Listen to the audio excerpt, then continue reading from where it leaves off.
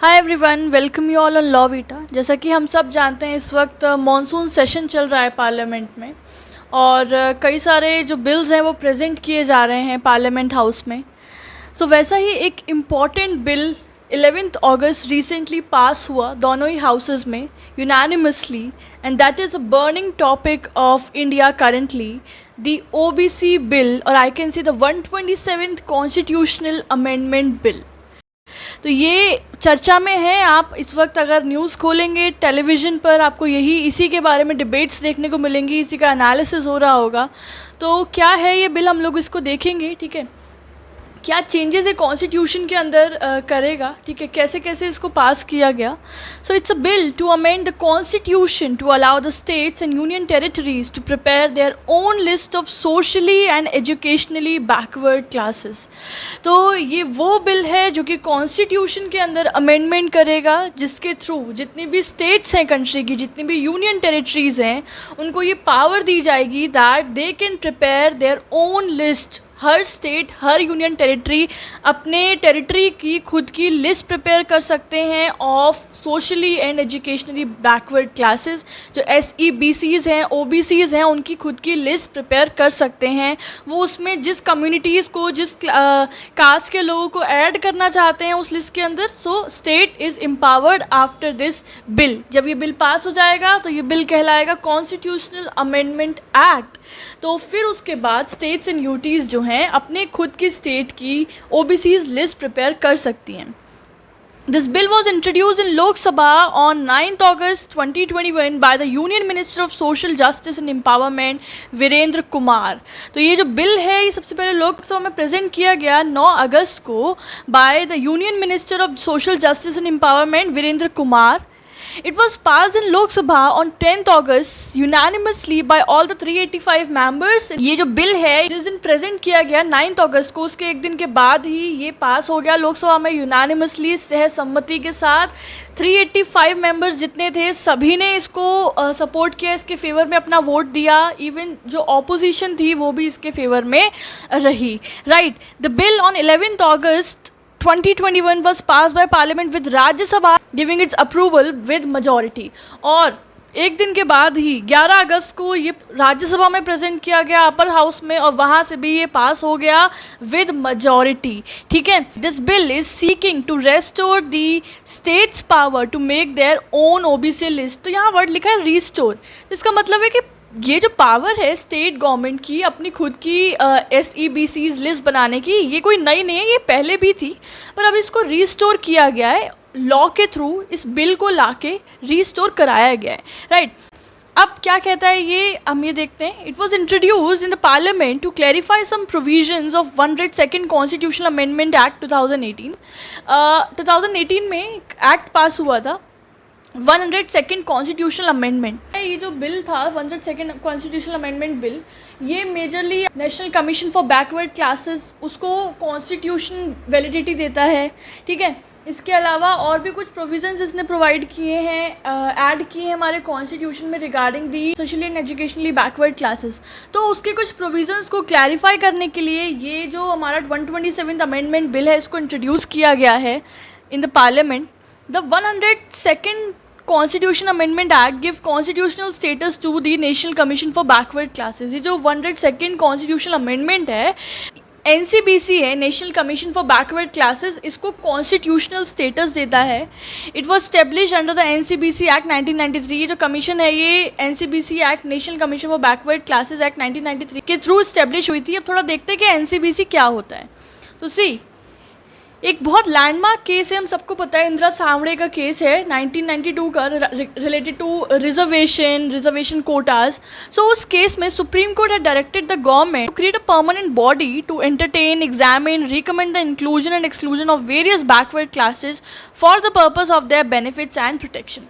तो इस केस में सुप्रीम कोर्ट ने डायरेक्शंस दिया गवर्नमेंट को कि एक परमानेंट बॉडी सेटअप करिए, क्रिएट करिए, basically for the welfare of the backward classes. जितनी भी बैकवर्ड, बहुत सारी बैकवर्ड क्लासेस हैं, उनके वेलफेयर के लिए और मतलब उनके प्रॉब्लम्स को सॉर्ट आउट करने के लिए, उनके लिए बेनिफिट्स प्रोटेक्शन इंश्योर करने के लिए, इन सब के पर्पज़ के लिए ज़रूरी है कि एक परमानेंट बॉडी सेटअप की जाए जो बैकवर्ड क्लासेस के प्रोटेक्शन के, उनके इम्प्रूवमेंट के लिए काम करे, right. So in pursuant to these directions parliament pass the national commission for backward classes act 1993 and constituted this NCBC.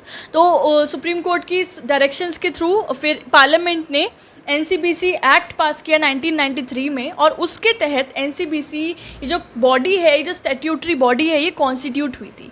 It has the authority to examine complaints and welfare measures regarding the socially and educationally backward classes. और NCBC के पास इनकी सारी problems को examine करना, complaints examine करना, welfare measures के step लेना, इन सब चीज़ों की अथॉरिटी एनसीबीसी को प्रोवाइडेड है थ्रू दिस एक्ट.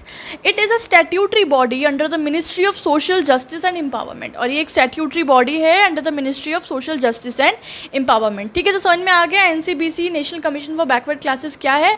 चलिए हम लोग कहाँ थे वापस. तो हम ये बोल रहे थे कि 102nd अमेंडमेंट जो है उसके थ्रू एनसीबीसी को कॉन्स्टिट्यूशनल स्टेटस दिया गया है. This act empowered the president to notify the list of socially and educationally backward classes for any state and UT for all purposes. इस अमेंडमेंट एक्ट के through president को empower किया गया, president के पास ये पावर्स प्रोवाइड की गई कि वो लिस्ट को प्रिपेयर करेंगे SEBCs की, socially and educationally backward classes की, हर स्टेट की, हर यूटी की, वो प्रेसिडेंट प्रिपेयर करेंगे on the recommendation of NCBC. ठीक है, ये पावर दी थी एनसीबीसी एक्ट 1993 ने टू दी प्रेसिडेंट. सो ये जो 127th कॉन्स्टिट्यूशनल अमेंडमेंट बिल है, इट अमेंड्स दिस. ये जो पावर दी गई है प्रेसिडेंट को 102nd अमेंडमेंट एक्ट के थ्रू, उस चीज़ को अमेंड करता है दैट प्रेसिडेंट में notify the list of SEBC only for the purpose of central government. जो प्रेसिडेंट हैं वो socially and educationally backward classes की जो लिस्ट है वो सिर्फ सेंट्रल गवर्नमेंट के पर्पस के लिए ही बना सकते हैं. Central government related educational institutions, central jobs, central reservations में ही उसी पर्पस के लिए लिस्ट बना सकते हैं. This list be prepared and maintained by central government. Further, the bill enables state and UTs to prepare their own list of SEBC. तो ये bill क्यों पास किया गया है कि वही जो हमने 102nd अमेंडमेंट में प्रेसिडेंट के पास पावर दी थी कि वही सारे स्टेट्स एंड यूटीज़ का लिस्ट बनाएंगे, उस चीज़ को अमेंड किया गया. और अब बिल ये इनेबल करता है कि स्टेट्स और यूटीज़ जो हैं वो अपने यहाँ के socially and educationally backward classes की लिस्ट खुद प्रिपेयर करेंगे अकॉर्डिंगली. ठीक है, क्योंकि कहीं ना कहीं हमारा फेडरल स्ट्रक्चर है, ठीक है, डुअल फॉर्म ऑफ गवर्नमेंट है. तो अगर स्टेट गवर्नमेंट स्टेट की सारी चीज़ों को हैंडल कर रहे हैं तो स्टेट को ज़्यादा अच्छे से पता है कि उनके स्टेट की जो टेरिटरी है उसमें जो वेराइड डाइवर्सिटी है, कल्चर की, कास्ट की, रिलीजन की, कम्युनिटीज़ की, तो कौन कौन सी कम्युनिटीज़ जो हैं वो उन SEBC लिस्ट में ऐड होनी चाहिए. ठीक है, सो 10 ये जो बिल है ये इसी पर्पज़ से आया है ताकि कोई भी कम्युनिटी जो है किसी भी तरीके के वेलफेयर प्रोग्राम से वंचित ना रह जाए. और अगर ऐसी कोई भी कम्युनिटी है तो उसको स्टेट अपने मोशन पर इस बिल के तहत फिर वो उसमें उन कम्युनिटीज़ को ऐड ऑन कर सकती है. This list must be made by law and be different from the central list. ठीक है, ये जो लिस्ट प्रिपेयर करेगी स्टेट या फिर यूनियन टेरिटरी वो लॉ के अकॉर्डिंग होगा और ये सेंट्रल लिस्ट से अलग होगी. सेंट्रल लिस्ट जो है वो प्रेजेंट प्रिपेयर करेंगे और स्टेट लिस्ट और यूनियन टेरिटरी लिस्ट स्टेट या यूटी खुद करेंगे. अब क्यों ज़रूरत क्यों पड़ी, मतलब अचानक से ये अमेंडमेंट लाने की नीड क्या पड़ी. अभी तक हमने पढ़ा कि ये कैसे कैसे पास हुआ और ये क्या कहता है और ये किस में चेंजेस ला रहा है. ये चेंजेस ला रहा है 102nd अमेंडमेंट एक्ट में. तो वो क्या था वो हमने पढ़ लिया. हम ये जानना चाहते हैं कि अभी सडनली इस बिल को लाने का नीड क्यों रहा. So the amendment was necessitated after the supreme court in May 2021 in its Maratha reservation ruling in case of the Jayshree Laxman Rao Patil versus chief minister. तो ज़रूरत क्यों पड़ी, क्योंकि अभी हाल ही में May 2021 में सुप्रीम कोर्ट का एक रूलिंग आया, एक जजमेंट आया था. केस का नाम था Jayshree Laxman Rao Patil versus chief minister Maharashtra. वो मराठा रिजर्वेशन से रिलेटेड केस था. तो उस केस में सुप्रीम कोर्ट ने मराठा कम्युनिटीज़ की महाराष्ट्र SEBC एक्ट पास किया था. वो 50% की लिमिट को क्रॉस कर रहा था मराठास को कोटा, रिजर्वेशन कोटा इंश्योर करने में. तो सुप्रीम कोर्ट ने इस केस में मराठा कोटा इंश्योर किया जा रहा था उसको स्ट्रक डाउन किया था. ठीक है, क्या कहा था सुप्रीम कोर्ट ने, ज़रा देखते हैं केस को. मराठा रिजर्वेशन का केस है, ये 5 जजेस कॉन्स्टिट्यूशनल बेंच था. अशोक भूषण, अब्दुल नज़ीर, नागेश्वर राव, हेमंत गुप्ता एंड रविंद्र भट्ट. इसमें जो डिसीजन आया था वो आया था 3:2 रेशियो के बेसिस पे, ठीक है। 3 जजेस के फेवर में थे, 2 जजेस डिसेंटिंग ओपिनियन था, ठीक है। In this supreme court struck the Maharashtra state reservation for socially and educationally backward act 2018। ये जो महाराष्ट्र गवर्नमेंट ने ये एक्ट पास किया था उसको स्ट्रक डाउन कर दिया था, ठीक है। Court ruled that 1992 judgment of Supreme Court in Indira Savani versus Union of India need to be referred to larger bench and 50% ceiling is a good law. Supreme Court ने इस case में बोला कि जो 1992 में Indira Sawhney versus union of India का जो landmark case था रिगार्डिंग रिजर्वेशन, उसमें जो 50% की सीलिंग लगा दी गई कि reservation shall not exceed the limit of 50%, वो हमें ध्यान में रखना है, ठीक है। Larger bench need to refer that. Thus, this Maratha quota was struck down because this is exceeding the ceiling limit of 50% which is laid down in the Indira Savane case and it is violative of Article 14 and 15। और ये जो इस act के through जो Maratha community को 50% से ज़्यादा reservation quota दिया जा रहा है, ये एक्सीड कर रहा है सीलिंग लिमिट को, और ये कहीं ना कहीं आर्टिकल 14 और आर्टिकल 15 के वॉयलेशन में, equality before law, equal protection of law, उसके वॉयलेटिव है ये, right. Court said that there was no extraordinary circumstance to grant reservation to Maratha community over and above 50% ceiling। Court ने बोला कि अगर कोई एक्स्ट्राऑर्डिनरी कंडीशन होती भी, मान लो कि कोई बहुत ही ज़्यादा पिछड़ी जाति है, बहुत ही ज़्यादा पिछड़ी कम्युनिटी है भाई, कि उसको अपलिफ्ट करना है और जब तक इतना परसेंट नहीं देंगे वो होगी ही नहीं, ऐसी सर्कमस्टांस तो है नहीं, ऐसा तो है नहीं कि मराठा कम्युनिटी की कोई ऐसी एडवर्स सिचुएशन है। तो बोला कि क्योंकि कोई एक्स्ट्राऑर्डिनरी सर्कमस्टांस भी नहीं है, दस कोई मतलब नहीं बनता है कि उनको 50% की सीलिंग से अबव रिजर्वेशन इंश्योर किया जाए, ग्रांट किया जाए, ठीक है। तो ये हुआ था इस केस के अंदर। और एक बार बताऊँ मराठास कौन होते हैं। देखो, Marathas are politically dominant community who make up to 30% of Maharashtra population. तो ये महाराष्ट्र की कम्युनिटी है, पॉलिटिकली डोमिनेंट कम्युनिटी है, लगभग 32% से ज़्यादा पॉपुलेशन महाराष्ट्र में मराठास की है।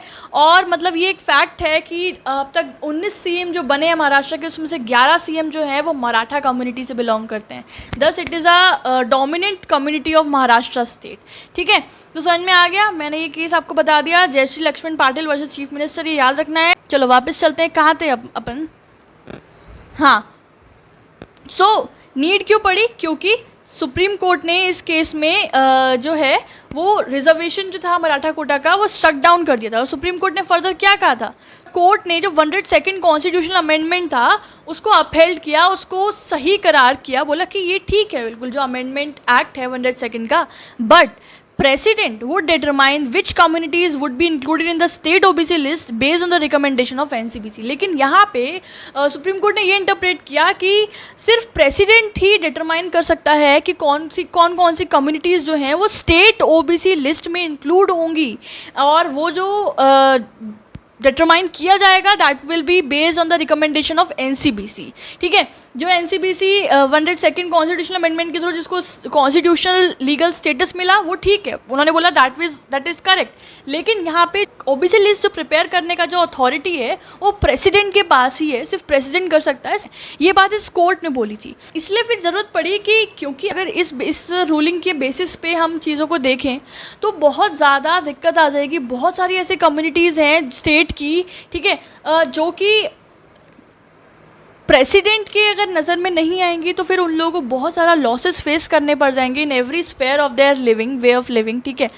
तो ये था। आगे अब 102nd कॉन्स्टिट्यूशनल अमेंडमेंट ने क्या क्या किया था, देखो ये देखो, इस एक्ट ने 2 आर्टिकल ऐड ऑन किए थे कॉन्स्टिट्यूशन के अंदर, एक था 338B और एक था 342A। 338B deals with structures, powers and duties of NCBCs, ठीक है। ये national commission of backward classes का स्ट्रक्चर क्या होगा, उनकी पावर्स क्या होगी, उस कमीशन की ड्यूटीज़ क्या होगी, ये बताता है। और 342A says that president in consultation with governor and specify the socially and educationally backward classes. ये आर्टिकल ये कहता है कि प्रेसिडेंट गवर्नर की कंसल्टेशन लेने के बाद स्पेसिफाई करेंगे कि कौन कौन सी कम्युनिटीज़ SCBCs लिस्ट में इंक्लूड होंगी, ठीक है। So the 127th Amendment Bill will amend 342A Clause 1, Clause 2 and will introduce a 342A Clause 3। तो अब ये जो 2 आर्टिकल हैं इसमें अमेंडमेंट करेगा, ये जो हमारा इस वक्त करेंटली बिल पास हुआ है 127th अमेंडमेंट बिल, जो हमारा 342A Clause 1 और Clause 2 है उसको अमेंड करेगा, उसमें कुछ चेंजेस किए जाएंगे। और जो 338B है उसमें भी चेंजेस करा जाएगा। 366(26)(c) में भी चेंज किया जाएगा। डी दोनों तो जान लिए। 338(b) क्या होता है, 342(a) क्या होता है। 366(26)(c) जो है ये बताता है SEBCs कौन होते हैं, socially and educationally backward classes कौन होती हैं, उसको डिफाइन करता है। ठीक है, इसके अंदर भी कुछ चेंजेस किए जाएंगे, ये बोला गया है 127th अमेंडमेंट बिल में।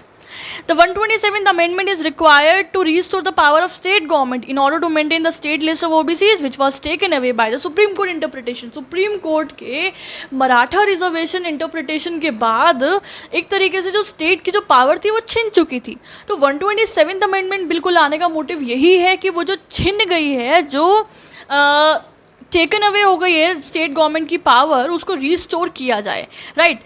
After this the state list will be completely taken out of the ambit of president. और अब इसके बाद जब ये एक्ट पास हो जाएगा उसके बाद जो OBC स्टेट लिस्ट है वो बिल्कुल प्रेसिडेंट के एम्बिट से बाहर हो जाएगी। प्रेसिडेंट का फिर उसमें कोई रोल नहीं रहेगा and that will be wholesomely notified by the state assembly. जो स्टेट असेंबली होगी, जिस स्टेट की लिस्ट है उसकी जो स्टेट असेंबली है वही उसको नोटिफाई करेगी as per the propose bill. ठीक है, हमारे कुछ कॉन्स्टिट्यूशन के प्रोविजंस क्या बात करते हैं SEBCs के बारे में, let's look upon that. Article 15 clause 4, 15 clause 5, 16 clause 4, they confer the power on the state government to declare and identify the list of SEBCs। ये तीनों आर्टिकल स्टेट गवर्नमेंट को एम्पावर करते हैं कि स्टेट गवर्नमेंट जो है वो socially and educationally backward classes की लिस्ट को आइडेंटिफाई कर सकते हैं, डिक्लेयर कर सकते हैं, उनके रिगार्डिंग वेलफेयर स्कीम्स बना सकते हैं, उनके रिगार्डिंग कोई और वेलफेयर स्टेप्स लेने तो वो भी ले सकते हैं। ये एम्पावर करते हैं तीनों आर्टिकल। चलो इनको एक बार पढ़ लेते हैं। 15 clause 4, Article 15 says prohibition of discrimination on grounds of religion, race, caste, sex और place of birth। कोई भी तरीके का डिस्क्रिमिनेशन अगर religion, race, caste, sex, place of birth के बेसिस पे हो रहा है उसको प्रोहिबिट करता है ये आर्टिकल। ठीक है, तो इसका हम लोग को क्लॉज 4 और क्लॉज 5 पढ़ना है। Clause 4 says that states are empowered to make the special provisions for the advancement of any socially and educationally backward classes of citizens or for the SCs और STs। ठीक है, क्लॉज 4 कहता है कि state जो इसके पास पावर है कि वो स्पेशल प्रोविजंस बना सकती हैं SEBCs के एडवांसमेंट के लिए, कोई भी बैकवर्ड क्लासेस है हमारे इंडिया के अंदर उनके लिए, और फॉर द SCs और STs ऑफ दैट स्टेट। ठीक है, और क्लॉज 5 क्या कहता है, that states can make any special provision for the advancement of SEBCs or for the SCs, STs in so far as such special provision relate to their admission to education institution including private institution other than the minority education institution। ठीक है, इसके साथ बताता है कि state government empower है कि वो कोई भी एजुकेशन इंस्टीट्यूशन में एडमिशन के लिए भी अगर SEBCs, SCs, STs इन लोग के लिए कोई भी प्रोविजंस बना सकती है for their welfare, for their advancement. ठीक है, इस तरीके से 16 clause 4 क्या कहता है, देखो article 16 says equality of opportunity in matters of public employment. Public employment में इक्वल अपॉर्चुनिटी दी जाएगी सबको। तो clause 4 says it state is empowered to make any provision for the reservation of appointment और post in favour of any backward class of citizens within the opinion of state. State के पास power है कि वो कोई भी provision बना सकती है for the backward class of citizens for the reservation of appointments. किसी भी तरीके की पोस्ट पे उनका अपॉइंटमेंट करना है तो उसके लिए रिजर्वेशन का कोटा या रिजर्वेशन प्रोविज़न बना सकती है। अब ये हम लोग लास्ट अपनी स्लाइड पर आ गए हैं कि देखो the amendment is found necessary to restore the power of state government to maintain the state list of OBC which was taken away by the Supreme Court interpretation। ये बात हमने जान ली कि ये अमेंडमेंट लाना इसलिए ज़रूरी था so that हम स्टेट की जो पावर है to maintain the state list of OBCs उसको हम रिस्टोर कर सकें। ठीक है, जो कि सुप्रीम कोर्ट इंटरप्रिटेशन के थ्रू छिन गई थी उनसे।